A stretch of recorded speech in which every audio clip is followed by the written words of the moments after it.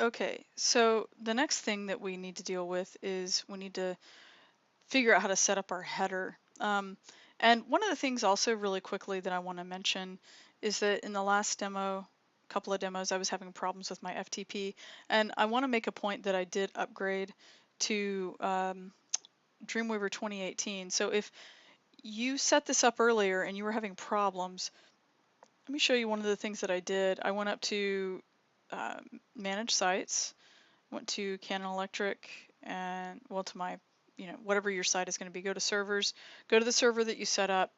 And one of the things that I did, because I was able to successfully test my connection here, but it wasn't connecting before, I did change it, and I clicked on Use IPv6 Transfer Mode, and I left passive on. And that seemed to make a difference. That, and I also restarted my computer and stopped some other things that were syncing. So who knows? Could have been a number of different things. I have Google Sync my files. I have Dropbox doing syncing. So I made sure that those were turned off, and because they were taking up a lot of network activity. So if you start to have problems like that and you just start assuming it's the server, kind of like what I was doing, take a break real quick. Maybe check your FTP settings if your FTP is not working. Try making some adjustments here. For instance, I did this one where I changed it and added IPv6 transfer mode. And the other thing is I stopped anything else that might have been having background network traffic, and I also restarted my computer. So anyway, and it seems to be working okay now. So that all being said, let's go to our files and let's take a look at some stuff. So I'm going to open my regular header file, and one of the things that we did actually, and I'll open up functions as well. Let's go back in here and I'll show you a couple of things. Let's go to, there's functions. Okay. So let's look at functions. And one of the things that you'll notice at the bottom that I had originally had you do is on around line 130, or whatever yours happens to be towards the bottom, is I had you uncomment something that was to use the include file of custom-header.php. All right, and so we're going to take a look at that file. I'm going to go ahead and close the functions file.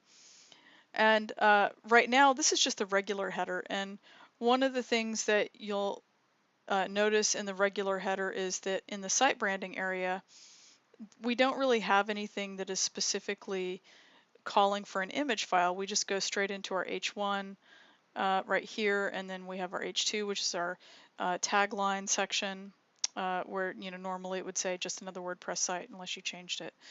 But we don't have a place for an image, and so one of the things that you can do in order to have the custom header stuff functional and working is that we need to go and make a couple of changes. First of all, we need to change something in the custom header. So I'm going to go over here to Files, and what you want to do inside of your theme is you want to find the include folder, the INC folder. Okay, and then you want to find the one that says custom-header.php. So I'm going to go ahead and open that, and I want to show you something. There's a comment towards the top.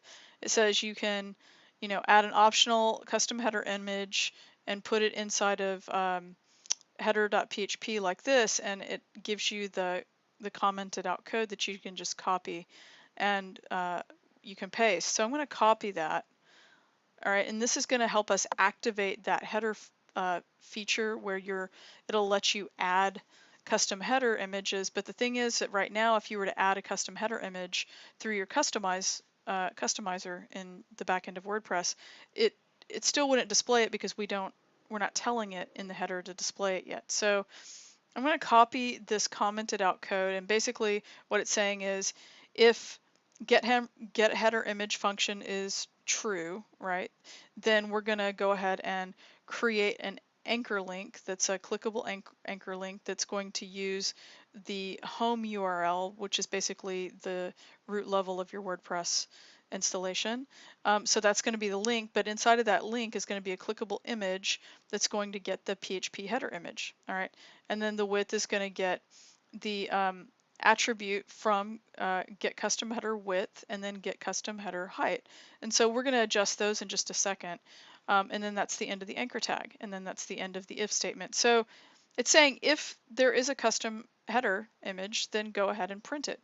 So we're going to copy this, and I'm going to go into the header.php file, and I'm going to place it right before my H1. Okay, so I'm going to put it right up here, and I'll paste it, and then I'm also gonna, I like to tab stuff in, as you've probably noticed, so that it's nice and clean. And then right here, I'm gonna put a little comment in here that says, and it's gonna have to be an HTML comment. So actually, I'm just gonna type it, and it's gonna say, get custom header image. Okay, I gotta spell custom right. Custom. Okay, and then I'm gonna highlight this, and in Dreamweaver, you know, I can, well, let's see, let's take this and let's add that tab there so that I can easily have, let's add, in fact, all of our tabs. I don't know why my tabs didn't sync up there. Okay, anyway, so while I have that get custom header image text highlighted, I'm going to go ahead and add an HTML style comment. Make sure you're not adding a CSS comment because, or a PHP comment, because it won't work because we are currently in the HTML right now. All right, so I'm going to save that. All right. So the next thing that we want to do is we want to go into our website and log into the backend, which I went ahead and I did. And so this is my current, this is the way it currently looks. And then if you just type WP like this, WP-admin at the end and hit return, it'll take you to your login screen. I'm already logged in. So I'm going to go over here under appearance and then header. And I'm going to be able now to update my header image if I want to. All right. So, and that's going to, it opens up in your customizer. If you have any problems with this loading, give it a second to load. And if it doesn't load after, you know, about 30 seconds, go ahead and try to do a hard refresh on the page by holding down the shift key. And then, you know, for a troubleshooting measure, if this doesn't show up properly, make sure that you actually did upload it, you know, upload it to your, you made the change in your functions where you uncommented the custom header image information and so on. Okay, anyway, so what I'm going to do here is, oh, and also I want you to notice it says your theme recommends a header size of 1000 by 250. That's the default. If we were to go and look inside of that custom header file and you scroll down, then you're going to find the place where it sets the height and the width right here. Okay, now here's something that's really important. One of the things that I just mentioned is that WordPress will not allow you to upload SVGs because it perceives that as something that is unsafe. Well, because it's a code-based thing. Now, the thing is that I'm going to show you how you can, because I think it's crazy that you can't do that. So, and this isn't in your book, so this is kind of an important step if you want to be able to have really crisp and clean SVG headers. So, or logos in your headers. So where it has line 31, all right, you're gonna have to do something else in addition to this, but you'll notice that it says flex height is true. Well, it doesn't have anything in here anywhere that says flex width is true. In order for something to allow you to skip the cropping, what it's gonna try to do is keep the aspect ratio of 1000 to 250 the same. And so if you want to have a height and a width that vary, you're going to have to allow a flex height and a flex width if you want SVG, because it doesn't know how to crop an SVG, and it's going to try to force this ratio, and that ultimately means it's going to not allow you to skip the cropping stage. And let's just leave it this way, and I'm going to show you, and then I'm going to show you what it looks like whenever we don't do it that way. So just so you know, this is where the height and the width are getting set. So let's jump back over here. Let's go ahead and add our new image. Let's do this. We'll go to our media files. We don't have anything yet, so let's go to upload. And I'm going to go here and see how it doesn't allow me to do anything with SVGs right now. Well, let me go ahead and let's just take this. I think that's the one I want. Yeah, let's take that. And I'll show you. See how it says select and crop? It's forcing it because I didn't give it a flexible width and a flexible height. So it's basically it's forcing me to use this. And so I'd have to kind of drag the whole thing over and right. And so I probably could get away with this, but let's just go ahead and And it's allowing me to skip the cropping here because I have some flexibility, but with an SVG, it will not let you do that. Okay, so here I'm allowed to skip the cropping. SVG is not going to let me do that, but I'll just go ahead and skip the cropping. We'll leave it there. And you can see that it shows up here now. And I could say save and publish. And we can come over here and take a peek. Let's go do a refresh. And that looks okay. And if that's the scale that I wanted, that's fine. And you know, so we can leave it like that, right? You're totally fine if at this point you just say, okay, I'm happy with it being just like that. All right. But if you want to have SVG capabilities, then here's what you're going to need to do. All right. So let's go over here. I'm going to show you a website really quickly. If you go to csstricks.com, it's under the snippets section of the guy's website. His name is Chris Corrier. He's pretty amazing. Anyway, if you do a search for allow SVG through WordPress Media Uploader, okay, that's what this is. That's actually the name of the article. So if you were to just type in his search, all right, let's go ahead. Let me show you something really quickly. If you were to go and type allow SVG through, and then you start seeing stuff pop up, WordPress Media Uploader, if you click on that, it'll bring you to this article, okay?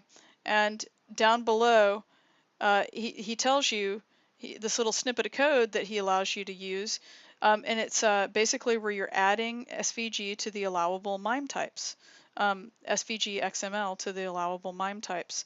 MIME types, by the way, are the file types. You should have learned this from earlier in the semester when you were having to test the MIME types for upload. All right, so right now WordPress doesn't allow it, so I'm going to copy this code right here. Go back over here, and I'm going to go into my functions page. And then I'm going to add this function. Let's say, like, it kind of doesn't matter exactly where you add it. If you wanted to add it below all the other functions so that you know that this is one that is a new function you added. After the last section that says add action, WP on Q scripts and all that stuff, right? I don't want to make it after that because it's going to basically be pulling in all of the functions that we do. I need to make sure that it's inside of there somewhere. So maybe like right before the function topcat scripts, okay? So I can come right up above there. Oops, let's make sure that yeah. So we'll put it like somewhere around, at this point in my file, it's around line 91. It's before the topcat scripts and after the topcat widget initiation scripts. Okay, so, or function. So I'm going to paste that. I'm going to put a comment in there that basically, here, I'll copy this style of comment, and I will say allow SVG file type in uploader. Okay. All right, so we're going to add that. We're going to save that, and let's go ahead and put that up on the server. All right, so I just uploaded that, and just that alone, just so you know, just that alone is going to now allow me to upload stuff. And I'll just show you what will happen if you don't do the next step that I'm going to show you in just a second. Here, I'm going to close this, and we're going to go back and we're going to add something new. So if I go up here to my header customizer again, all right, I'm going to add a new image, and this time I'm going to go to upload files. I'm going to go to select my file, and I'm going to choose the one, and see now it's allowing me the SVG option, which is pretty cool. All right, so I'm going to go here, and I don't know if you remembered if you watched the XD tutorial, but there was a problem we discovered in the XD tutorial. I showed you how to fix it. A problem with the Canon Electric logo in that, first of all, it didn't have outlines created from the fonts, so it wasn't showing up properly in all browsers. And even after I did create the fonts, there was a problem in Firefox in the way that it was looking at the rendered SVG. So I showed you how to fix that too. All right, and so in Illustrator.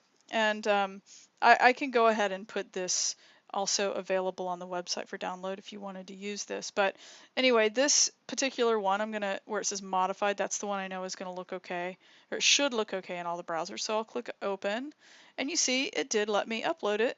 And see, now it's still saying select and crop though. And I can tell you right now, it's not allowing me to skip the cropping. It's because it can't detect the dimensions of the image. So I'm going to close that out. And I'm not going to close everything right now. It did actually upload the file. I just didn't apply it here. So before I do anything else, what I'm going to come over here and do is in my custom header.php, where it says on line 31, it says flex height, and it's using an associative array type. Flex height is going to have the value of true. I'm going to copy that, and then I'm going to also make a line that says flex width is also true. All right, and so, oops, that's also true. And I'm going to save that, and I'm going to upload that to the server. And now if I go back over here, I might have to get out of this actually so that it refreshes that PHP. So I'll go back to the header, but I don't have to re-upload it. It'll be there. So I'll click add new image. And if I go to media library, now it was already there, I can click on this SVG. And then I want to go ahead down here where it says alt text, and I'm going to put Canon electric. And the reason I'm doing that is because this SVG doesn't actually have text in it, so it's not readable by a screen reader. So I still need to alt text. And where it says select and crop, I'll click on that. But now you see it's going to allow me to skip the cropping.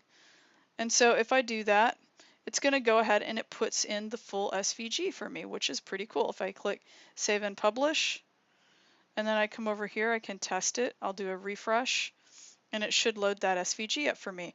And now I can still style this, but what's really nice is it's a responsive SVG, and so it really, really looks good no matter how big or how small I make it. Okay, and if you wanted to just double check that it makes sure that it looks okay in something like Firefox, let's go ahead and open that up, because that was the one where I'd had trouble before. Okay, and I just opened it up in Firefox, and you see that it looks just fine in Firefox too.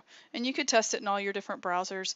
And I'm pretty happy with this. This is a really good thing. And don't worry that it still says Canon Electric here. I'll show you how to get rid of that.